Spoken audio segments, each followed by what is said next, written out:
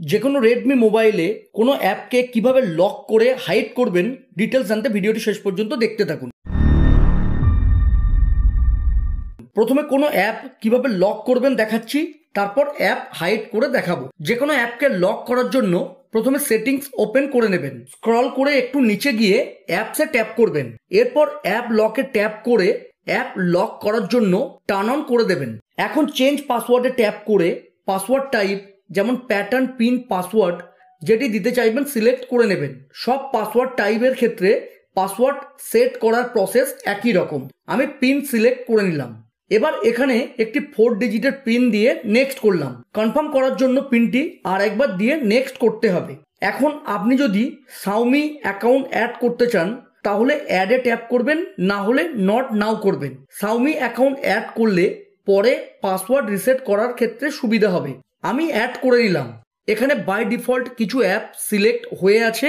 এই অ্যাপগুলি লক করতে চাইলে সিলেক্ট রাখবেন, না হলে ডিসিলেক্ট করে দেবেন। আমি গ্যালারি ছাড়া বাকি সব অ্যাপগুলি ডিসিলেক্ট করে ইউজ অ্যাপ লকে ট্যাপ করলাম। মোবাইলে ফিঙ্গারপ্রিন্ট দেওয়া থাকলে ফিঙ্গারপ্রিন্ট ভেরিফাই করার অপশান আসবে। ভেরিফাই করতে চাইলে একবার ফিঙ্গারপ্রিন্ট দিয়ে দেবেন এবং অ্যাপ লকের ক্ষেত্রে ফিঙ্গারপ্রিন্ট না চাইলে ক্যান্সেল করে দেবেন। আমি ভেরিফাই করে দিলাম। দেখুন এখানে সব অ্যাপ চলে এসেছে। লকড অ্যাপগুলি উপরে শো করছে আর লকড নেই যে অ্যাপগুলি সেগুলি নিচে আছে। প্রত্যেকটি অ্যাপের পাশে যে বাটন আছে ওখানে ট্যাপ করে যে কোনো অ্যাপ লকড বা আনলকড করতে পারবেন। আমি ইউটিউব ও ফোনপেকে লকড করে দিলাম। যদি লকড অ্যাপগুলির নোটিফিকেশনও হাইড করতে চান তাহলে এখানে ট্যাপ করে যেটির নোটিফিকেশন হাইড করতে চান সেটি সিলেক্ট করে দেবেন। নোটিফিকেশন হাইড করতে না চাইলে ডিসিলেক্ট করে দেবেন। এখন ব্যাকে গিয়ে দেখাচ্ছি। দেখুন ইউটিউব, গ্যালারি, ফোনপে লকড হয়ে গিয়েছে। লকড করা অ্যাপগুলি আনলক করতে চাইলে একইভাবে সেটিংসে যাবেন, তারপর অ্যাপসে গিয়ে অ্যাপ লকে ট্যাপ করবেন। এখন উপরের লকড অ্যাপগুলির যেটি আনলক করতে চান সেটি ডিসিলেক্ট করে দেবেন। আর যদি পুরো অ্যাপ লক ব্যাপারটাকে অফ বা ডিঅ্যাক্টিভেট করতে চান এই সেটিংসে ট্যাপ করে অ্যাপ লক অপশনটি অফ বা ডিসিলেক্ট করে দেবেন। এখন যদি কোনো অ্যাপকে হাইড করতে চান তাহলে প্রথমে সেটিংসে যাবেন, তারপর সার্চ বারে হিডেন অ্যাপ লিখে সার্চ করবেন, এরপর হিডেন অ্যাপসে ট্যাপ করবেন। এখানে সব অ্যাপগুলি চলে আসবে। যে অ্যাপটি হাইড করতে চাইবেন সেটি সিলেক্ট করে নেবেন। যেমন আমি হোয়াটসঅ্যাপ ও অ্যামাজন সিলেক্ট করে নিলাম। এখন ব্যাকে গিয়ে দেখাচ্ছি। দেখুন এখানে অ্যামাজন ও হোয়াটসঅ্যাপ শো করছে না, কারণ এগুলি হাইড হয়ে গিয়েছে। হিডেন অ্যাপসের মধ্যে এই সেটিংসে ট্যাপ করে যদি হাইড নোটিফিকেশন অন করে দেন তাহলে হিডেন অ্যাপগুলির নোটিফিকেশনও শো হবে না।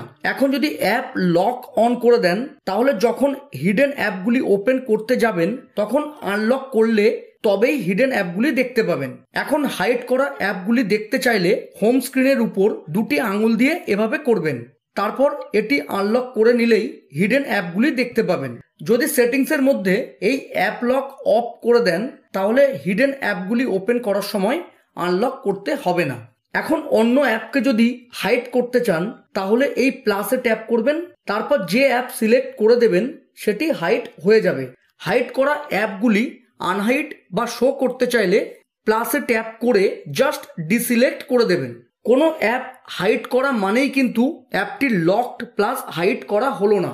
যদি কোনো অ্যাপকে হাইড প্লাস লকড দুটি করতে চান তাহলে প্রথমে অ্যাপটি আগে যেভাবে বলেছি সেইভাবে লক করে নিয়ে তারপর হাইড করে দেবেন। যেমন দেখুন ফোনপে লক প্লাস হাইড দুটিই করা আছে, অ্যামাজন কিন্তু কেবলমাত্র হাইড করা আছে, লক করা নেই। আজ এই পর্যন্ত।